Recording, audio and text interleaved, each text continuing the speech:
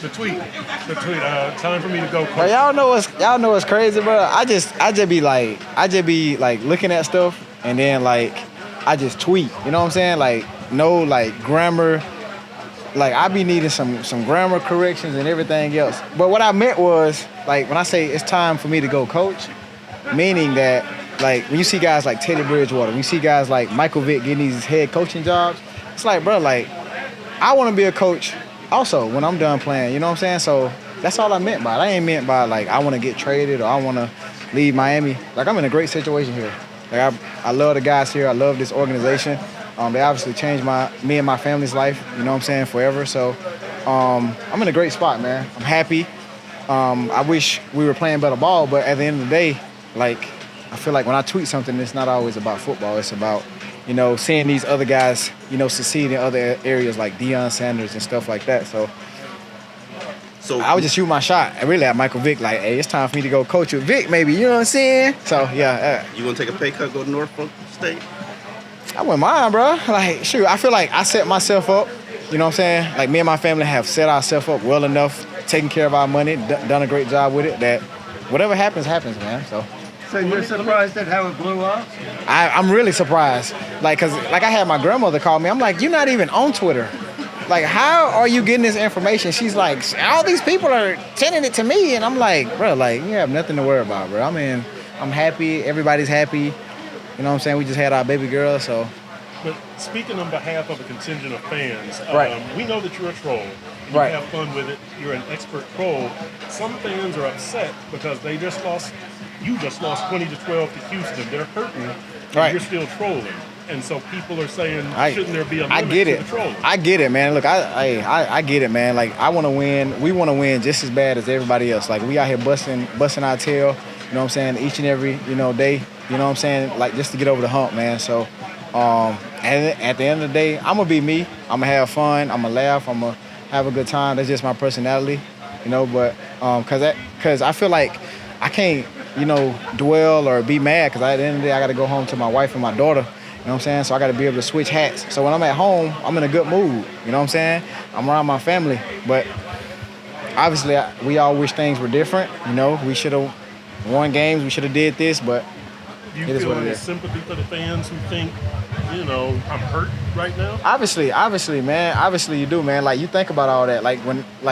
Right now is like the time when you think about all that. You know what I'm saying? Like, when the season isn't going your way, like, it's easy for guys to, like, be able to, like, sit out and just say they don't want to play or do this or that. But you got to think about, all the people, like, who like, literally invest their time, invest their money into us. You know what I'm saying? Paying our bills at the end of the day, man. So, it kind of sucks, man, for the fans. I'm really hoping that, we can continue to fight on as a team, continue to, build what we've built, in the previous years. I think we can build off I think we can build off the 2 great seasons that we had. Like, we made it to the playoffs.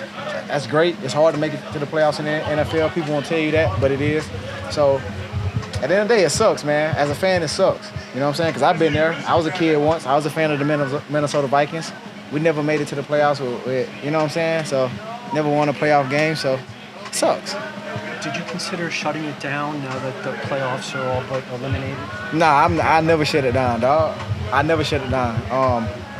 You only get so many opportunities to play this game, and I feel like I gotta be able to take advantage of every opportunity that I get, because football is not for long, and you never know how situations unfold at the end of the year. So I want to be able to play with all of these guys on this team, man, one last time, so we can try to put together a special run here towards the end of the year. Tyreek, can you think of any plays, without naming them specifically, where the wrist injury has hurt your ability to do things you like to do this year? Has that happened much in games? I mean, not for real. Like, I'm the type of dude, I don't make excuses because I'm on the field at the end of the day. I got to make plays. I mean, obviously, it's going to hurt, but you still got to make plays.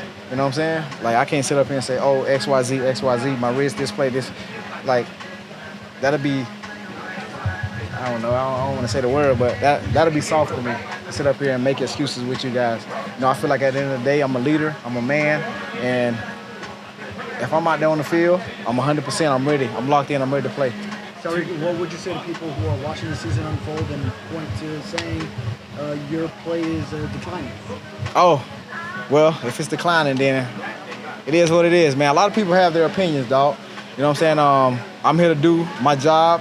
If that's the not touch the ball or touch the ball, I'm here for my teammates. I'm here, just to be the best version of myself. You know what I'm saying? And I'm comfortable with that, and my teammates know who I am. I'm gonna continue to bust my tail every day at practice, because that's just my mindset, dog. I've always been, an underdog, 5th round draft pick. People said I wasn't this, people said I wasn't that. But then when I became, then it was like, oh, he can be. But now I'm declining. But people always gonna have something to say, man, whether you're doing good or bad. So I'm just grateful to be in the limelight right now. So Where do you stand with the wrist in terms of after the season? Is it likely you'll have surgery? Or? I don't know yet, man. I don't know. It's a lot to unpack right now. I just know right now, in my head, I'm not doing it. But I mean, if I continue to have conversations and continue to educate myself on it, then obviously I may end up doing it. But right now, I'm gonna say no, because that's something that I don't want to do. With this offense, I mean, you heavily targeted y'all for 6th and number 1 offensively. Mm-hmm. Not heavily targeted, now y'all are 20th. I know a lot of factors going into it, like the run game. But what do you say to people to explain what's happened to this offense? It's the fan base. It's the fan base. The fan base, bro. The fan base told Mike not to give me the ball. They told him not to give me the ball, and he stopped giving me the ball. That was a formula. Now let me stop. That's what I really want to say for real.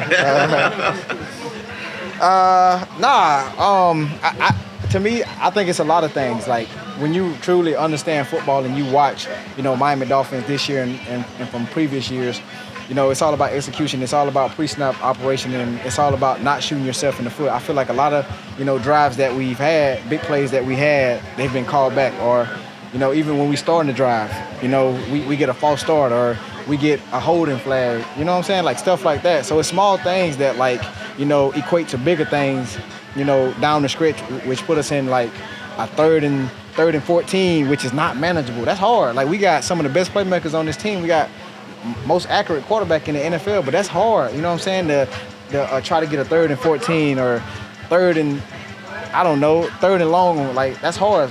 So we're not putting ourselves in manageable situations, putting us in 2nd and 3. You know what I'm saying? So that way we can be able to capitalize and get the 3rd and 1 and stuff like that. So it's a lot of things that we're not doing. We're not doing a lot of the smaller things, and I feel like we just got to get better at that. We got to be able to chase the ball. You know what I'm saying? Because you never know. Guys may fumble. If you don't got the ball, everybody get to the ball. Everybody block for the guy who's not carrying them. If you're not carrying the ball, go block somebody. Go put a body on somebody. So we just got to do those small things. Get back to doing those things. And I feel like this year we've kind of fell off of doing that as a team, including myself. You know what I'm saying? Myself. So once we get back to doing that, we'll be all right. 2 questions for you. Talk to me. First, on accountability, Coach Hill praised you and Tua's accountability for taking responsibility for some of the turnovers on Sunday. Right. What does that process look like? Is it just my bad, or how does that look? And the second one, Soul Runner. I know you guys are having a pop-up shop at Aventura on Saturday. Talk to me about why that is important for you. Okay, so first thing is first. About the accountability part, I feel like at the end of the day, it comes down to, just manning up, man. A lot of people aren't man up to say, hey, I was in the wrong spot, or hey, I thought you was here and there, man. But me being me, I'm all about trying to get better. I'm all about trying to make this team better. So I know the only way that can happen if both of us are able to express that, I was in the wrong spot, Tua. And Sunday I was in the wrong spot. He thought I was gonna be in the spot. I wasn't in the spot. So moving forward, we watch film, we break it down, we talk about the coverage, exactly what he's seen, then I tell him what I seen, then we kind of argue back and forth, and then we meet in the middle point, which is, he probably was right. So that's how we really talk about it. And on the pop-up thing, so me and my wife, we doing a Soul Runner store again. This time it's going to be featuring Korean ice cream this time, so you guys come try it. I give you guys some free samples, I guess, since I like y'all. So we're doing my clothing brand featuring Korean Ice. This Saturday, it's gonna be open around 1:30. So make sure you guys pull up, merch, clothing, and we're also doing a toy giveaway with some kids to pop everything off. It's kind of like a soft lunch. So Where? Aventura Mall, right? The store is right beside Bloomingdale's, and we're also having an NCAA tournament inside.